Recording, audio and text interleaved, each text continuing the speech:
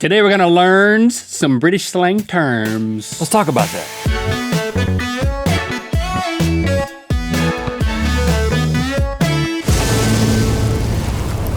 Good mythical morning. So today we're taking the buzzer across the pond to good old Blighty, who I'm gonna teach this cheeky Yankee some British slang.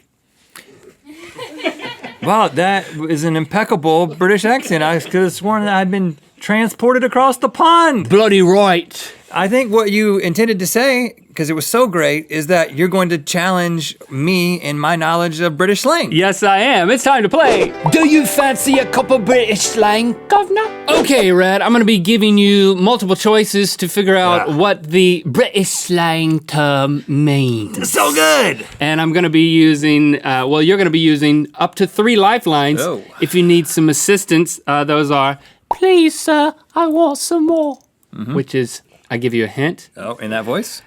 I will, yes. Okay. Thank you for that. You could ask the Queen's God. Really? We have one of them here? We have the Queen's God here. The production level. Or you can ask Alexa to play some British music as an inspiration for you, which I'm sure will be tremendously helpful. that'll Are you help. ready for your first question? First, I Yes. must tell you that if you get 5 of these right, you win a spot of tea, the perfect British tea that you can only pour it get right in here here? in Los Angeles. It's the most British tea you've ever tasted. Not Lipton. No. Okay. Here we go, Rhett. This morning, Eddie and Kevin shared an argy-bargy.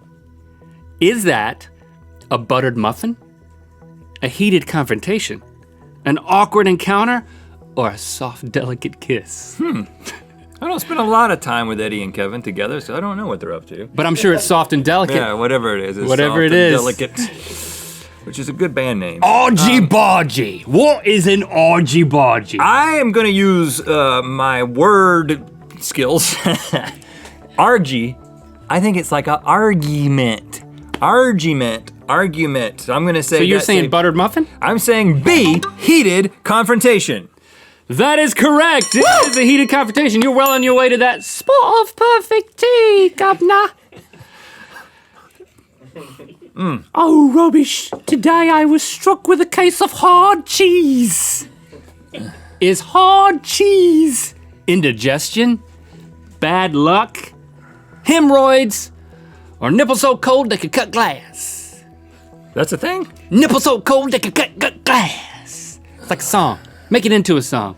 Nipple so cold they could cut I'd rather glass. not. I'd rather, you can do I that. got nipple so cold I could cut the glass. Cut the glass. It's a Michael Jackson song. Oh, it's an unreleased Michael Jackson song. I wonder why he didn't release that one. Cause my nipples are cold. Now, hard cheese could cause hemorrhoids, especially if you didn't swallow it. I mean, if you didn't chew it. Well, you gotta swallow it. Yeah. Just looking at hard cheese gives me hemorrhoids. I don't look at the hard cheese. I think indigestion can feel like a piece of hard cheese in your chest, so I'm gonna go with A, indigestion. Nope. It's bad luck. Really? Hard cheese, it's bad luck. Me bloke, Pip Pemberton, honked in me kitchen last night. Ugh, don't do that. That's what they... Yeah, that's what the Brits do. Yeah, I'm sorry, but I learned all of my British accents from Pirates of the Caribbean and Downton Abbey. Yeah, right. So it's either one or the other. Right. Is honked vomit, blow your nose, fart, or ooze steak sauce from somewhere on your body? Where I don't know, and how, I don't know, but I'd like to talk to you if you can make it happen, especially if I'm eating steak. What? It might be the same hard nipples that Michael Jackson had for the other song. There's another song where steak sauce comes out of the nipples. Nipples so soft they ooze steak sauce. Oh, God. Nipples so hard they can cut glass. Okay, let's Nickels stop with that. Honked. I said nickels. Yeah. Not Nickels, nipples, that's though. another. Blowing your nose often sounds like a honk, but since I'm only That'd one for two That'd here, probably be too obvious. I feel like I need a hint. I'm gonna go early and go often, and I'm gonna get a hint. Is that Drake? Is it Drake? Could that be Drake? This is a throwback to a previous episode in which we vomited Drake onto an Etch-a-Sketch board. But just for the record, we misspelled wretch. There's no W. It's just R-E-T-C-H. I knew that. Vomit. A. Final answer. Good work, Rhett. Yes! You're well on your way to being British. No, you're not. This has nothing to do with getting citizenship. It's not an application. I'm already a part of their police system. Here's another one. Reckon I got a bit of the old collie. I said it wrong. I'm sorry. Reckon I got a bit of the old Collywobbles on me honeymoon. That's Yakko. That's a good Yakko. Or Wacko, whichever. Or a beetle. It's fine. Yeah. I was trying. What are the Collywobbles? Extreme queasiness? Intestinal gas? Cold feet? Or that thing when you eat asparagus and it makes your pee taste like cilantro? Taste? Yeah. It's genetic. Ugh. Do you have it?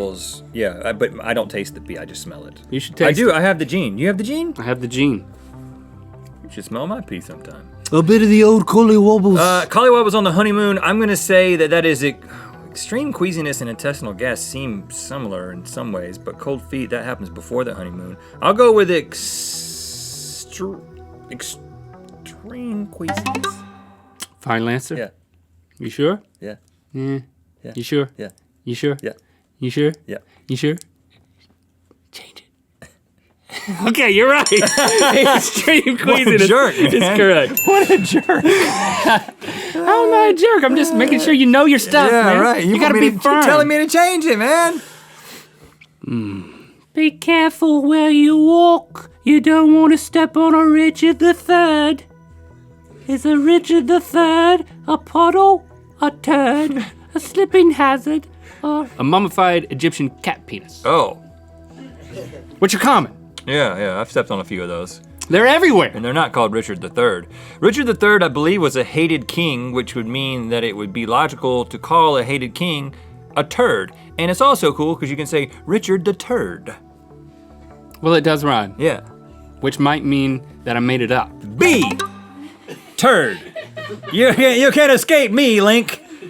Yes, Cockney rhyming slang dictates that it is turd. Yes. You're right, Rhett. Woo! I'm happy for you. I'm happy. I can tell. I just got to get one more right. Just got to get one more right. One time I saw Nigel Honeybottom eating a crusty dragon, and I nearly honked in me mouth. What's a crusty dragon? A crusty dragon? Is it a crispy eye booger, a crispy nose booger, a crispy toe booger, or Puff the Magic Dragon's great-grandpa? Harvey the crusty dragon, retired by the sea. Still lives there, huh? And he frolics in the old lady's dress cupboard when they're getting tea. I'm not familiar with that one. That's not a Michael Jackson song. No, it's not, but it should have been. But to get a little inspiration and to help me on this question and to get that song out of my head, I am going to ask, Alexa, play some British music. Shuffling British music. All right. I don't know if this is helping. I'm inspired. Okay, Alexa, stop. Eye booger, nose booger, toe booger. Well, Dragon grandpa. you don't eat eye boogers or toe boogers. What is a toe booger? Toe jam. You eat nose boogers. But I made up the sentence. And I like to eat all types of things off my body. Okay, I'll roll the dice. A, eye booger. No, it's nose booger. Okay, well, I still only gotta get one. Whenever I'm with Royston Bristwhistle, he always takes the mickey.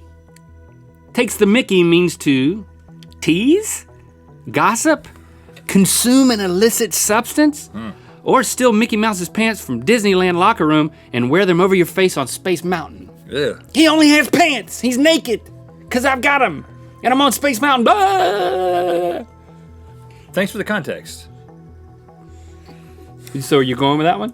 D? No, I'm not going with D. You know what? I'm going to ask the Royal Guard. I'm interested to see who we got here. Hail to the Royal Guard! There he is. Ask him. Cannot speak. This is gonna be awkward.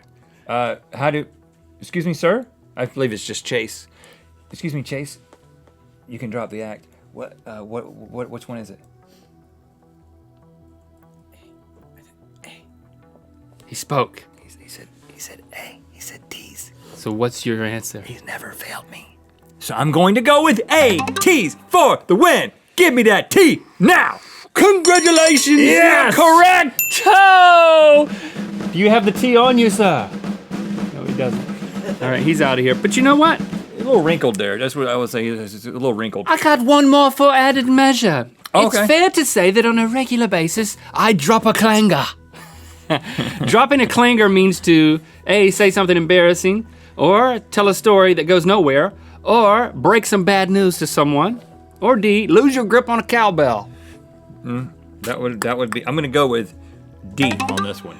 No, Rhett, it's say something embarrassing. I've never dropped my cowbell, but you still win the most amazing sport of tea from Los Angeles. I'm gonna drink it in Good Mythical Morning. Yes, you are, and thank you for liking, commenting, and subscribing. You know what time it is. My name's Amber. And my name's Zoe. We've been best friends since we were 2 years old. And right now we're in front of Buckingham Palace. And it's time to spin the wheel of mythicality. Thanks to Amazon Echo for sponsoring this episode. You too can ask Alexa to play music and more instantly. To purchase your own Amazon Echo, click the link in the description. Click through to Good Mythical Morning. Rhett is going to enjoy that very British tea, Yes, and I we are am. going to taste some British candy. Today's GIF, the GIF of the day. Oh my goodness, it's a living, breathing putty man. Is that a baby? I think that's a baby. Click on the left to watch our show after the show, Good Mythical More. Click on the right to watch another episode of Good Mythical Morning. And click the circular channel icon to subscribe. Thanks for being your mythical best.